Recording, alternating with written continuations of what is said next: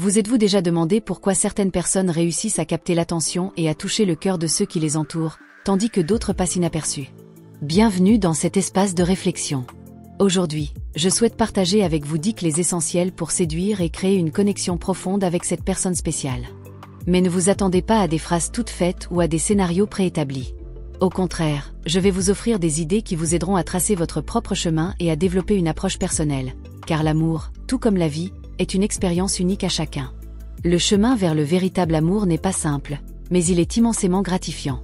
Ceux qui ont travaillé sur eux-mêmes peuvent témoigner que ce processus transforme leur vie d'une manière qu'ils n'auraient jamais imaginée.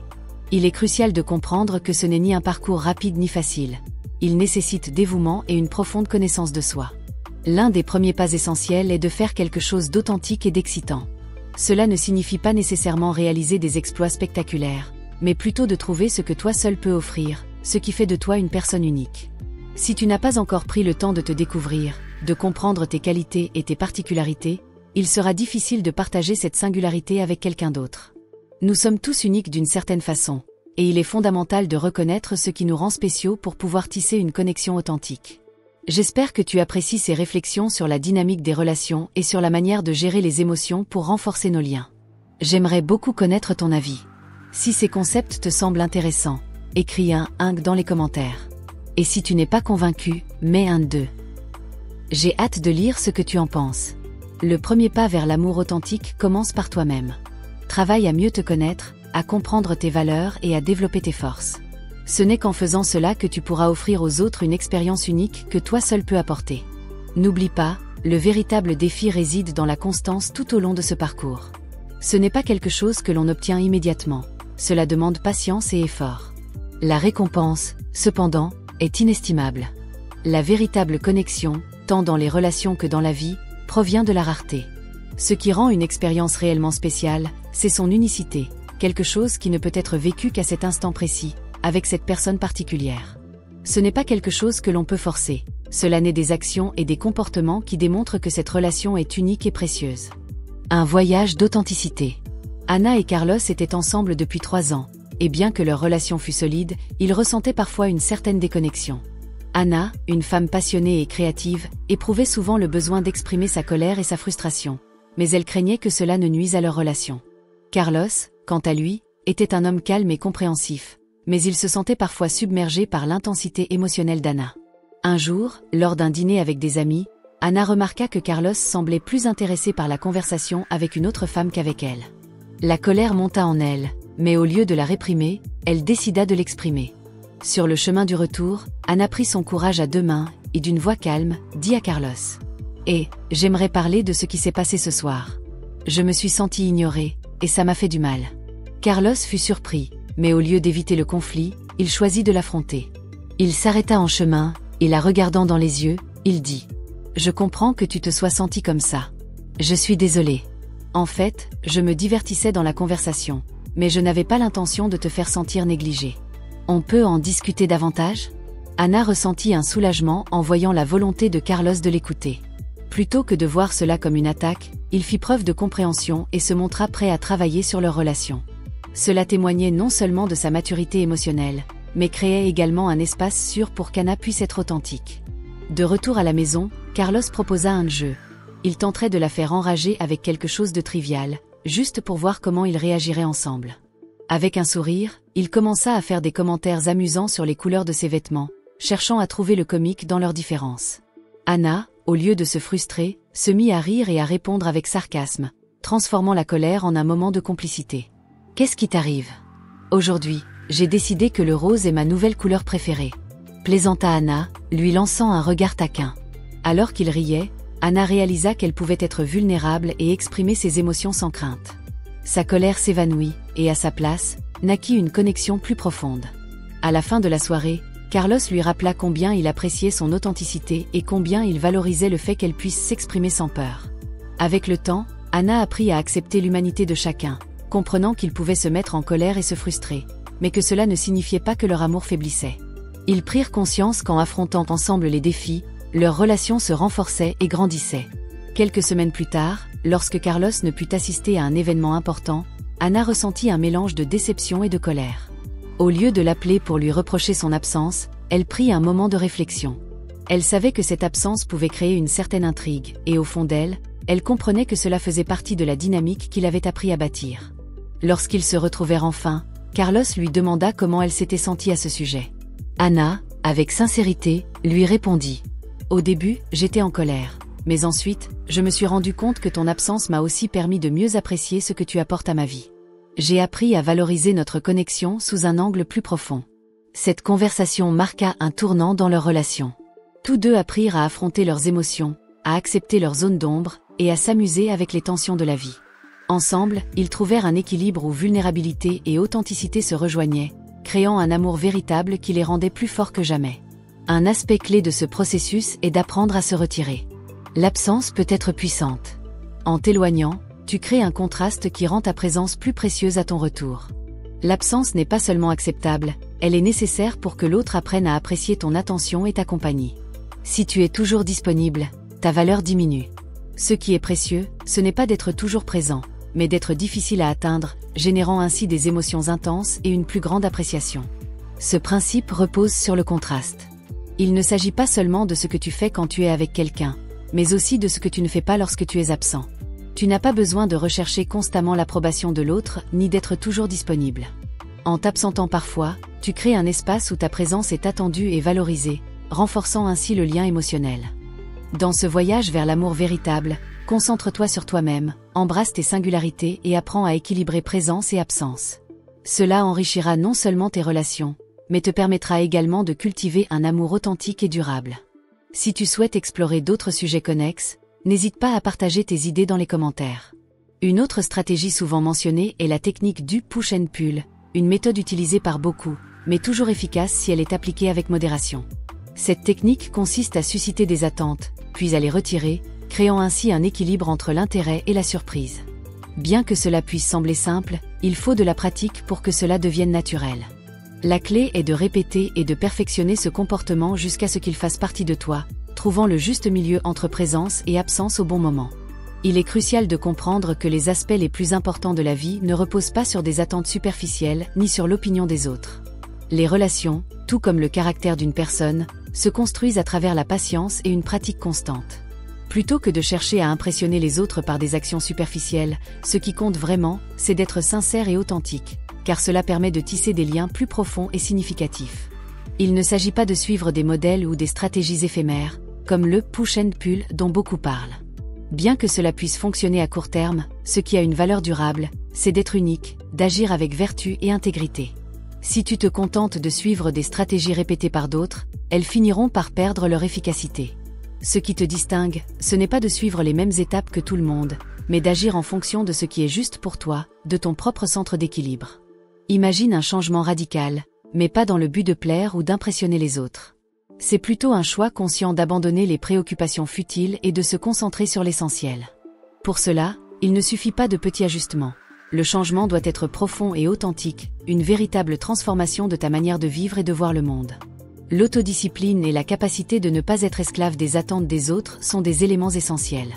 Ce n'est qu'en opérant ce changement profond que tu pourras vraiment vivre libre, détaché du jugement extérieur.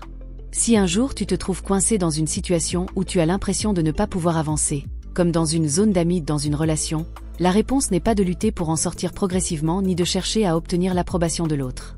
La solution réside plutôt dans un changement intérieur profond, en te reconnectant à tes principes, en étant fidèle à toi-même et en valorisant ce qui a véritablement de la valeur dans la vie.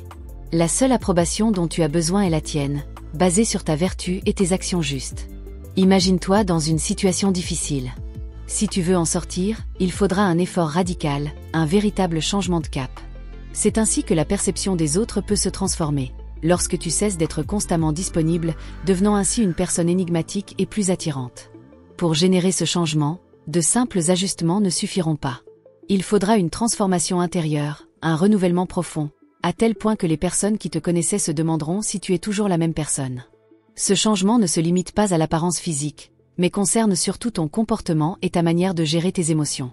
Imagine quelqu'un qui te connaissait bien, te suivant sur les réseaux sociaux, et découvrant un nouveau toi, plein de force, avec une nouvelle mentalité. Cette personne ne te percevra plus de la même manière et voudra apprendre à te connaître à nouveau. Il y a aussi le pouvoir de la patience. Laisser les autres arriver à leurs propres conclusions sans intervenir est crucial. Si tu permets à l'autre personne de vivre son propre parcours émotionnel sans chercher à influer, elle finira par t'apprécier davantage. Ne cède pas aux provocations, reste simplement observateur et conserve fermement ta position. Enfin, apprendre à dire non est fondamental. C'est en cela que tu démontres un véritable contrôle de toi-même, non seulement dans tes décisions, mais aussi dans ta capacité à rester ferme face aux pressions extérieures. Car même si les gens cherchent à obtenir ce qu'ils veulent, celui qui sait dire non détient un pouvoir que peu de personnes maîtrisent. L'idée de fixer des limites claires et de maintenir une identité solide, sans se plier facilement, est essentielle. Au lieu d'être toujours complaisant et de dire oui à tout, un homme de grande valeur comprend l'importance de dire non, et cela crée un attrait puissant pour nous, les femmes. Quand un homme fixe des limites et garde certains aspects de sa vie hors de portée de l'autre, cela génère une aura de mystère et de séduction. Ce n'est pas tant que nous voulons ce qu'il a, mais plutôt ce que nous ne pouvons pas obtenir. En réservant certains jours ou activités pour lui, comme le mardi de mode combat, il renforce l'idée qu'il n'est pas totalement disponible. Cela permet de maintenir l'intérêt et l'attirance vivants. La clé est de subvertir les attentes. Lorsque nous nous attendons à ce qu'un homme agisse de manière prévisible et complaisante, mais qu'à la place, il oppose un non ferme et raisonné, cela crée un défi. Ce changement de dynamique nous pousse à nous adapter, rendant ainsi le jeu plus excitant. En ne donnant pas un accès total, une relation plus équilibrée se construit, où chacun conserve son espace personnel et son identité. Dire non n'est pas seulement une forme de rejet, c'est une marque de leadership et de maîtrise de soi, des qualités que nous, les femmes, valorisons profondément. Ne pas toujours répondre aux attentes renforce l'attrait, en jouant sur cette dynamique inattendue dans la relation et en préservant l'étincelle vivante. Cette approche montre comment l'imprévisibilité et la subversion des attentes peuvent entretenir notre intérêt dans une relation. L'essentiel est d'éviter d'être prévisible et de tomber dans les pièges émotionnels habituels. Lorsque nous anticipons une réaction ou un comportement, mais que cela ne se produit pas comme prévu, un vide est créé, intensifiant notre désir de trouver une résolution. Un exemple concret serait de ne pas céder à une dispute planifiée, en montrant que vous contrôlez votre temps et que vous ne vous laissez pas entraîner par le rythme émotionnel de l'autre. Plutôt que de réagir immédiatement à un conflit, prenez le temps de l'aborder quand vous êtes prêt, renforçant ainsi le sentiment de contrôle et de leadership dans la situation. Un autre exemple est celui de ne pas se présenter à une fête ou à un événement social.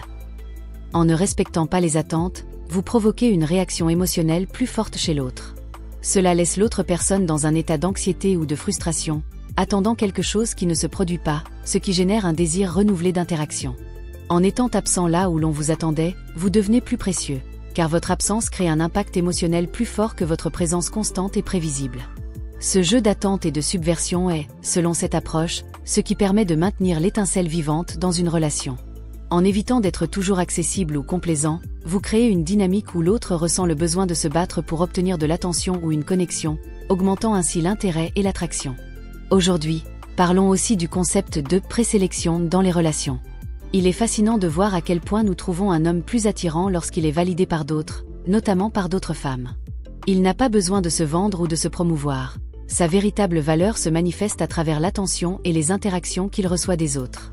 Le « moment ratatouille » fait référence à cette prise de conscience soudaine de la valeur d'un homme à travers des signaux extérieurs. Cette perception se produit généralement en son absence. L'idée est que nous tombons souvent plus amoureuses d'un homme lorsqu'il n'est pas disponible ou lorsqu'il ne répond pas aux attentes d'être toujours accessible. Ce comportement, en réalité, augmente notre intérêt et notre désir. Prenons l'exemple de Danny. Son absence à des événements où il était attendu suscite l'intrigue et valorise sa personne à nos yeux. Ce type de dynamique crée une aura de mystère et de désir, nous rendant plus attirés par lui. Ainsi, la présélection se renforce lorsque d'autres reconnaissent la valeur d'un homme, même en son absence, générant un désir basé sur la perception des autres. De plus, je souhaite aborder la manière dont nous valorisons les hommes en fonction de leur capacité à affronter les défis de la vie. Nous n'apprécions pas toujours un homme qui résout tous nos problèmes. En revanche, sa valeur devient plus évidente lorsque nous faisons face à des difficultés par nous-mêmes. Il est essentiel que les femmes puissent affronter les défis de la vie sans l'intervention constante d'un homme. Lorsque nous avons l'occasion de surmonter nos propres obstacles, nous développons non seulement des compétences et de la confiance, mais nous apprenons aussi à apprécier la présence et le soutien d'un homme. S'il résout constamment nos problèmes, il se peut que nous ne réalisions pas à quel point son aide est précieuse, car nous n'avons jamais eu l'opportunité d'expérimenter la difficulté par nous-mêmes. C'est pourquoi il est important de permettre aux femmes de planifier et d'affronter des situations, comme organiser des rendez-vous. Lorsque nous échouons à résoudre ces défis, nous réalisons pleinement la valeur d'un homme capable de les gérer. La métaphore de « laisser la rue » symbolise la manière dont, en affrontant les difficultés, y compris les peines de cœur et autres défis émotionnels, nous apprenons à apprécier plus profondément le soutien qu'un homme peut nous offrir. Sentir le contraste entre le poids émotionnel que nous portons et la présence de quelqu'un qui nous soutient peut renforcer et intensifier l'amour.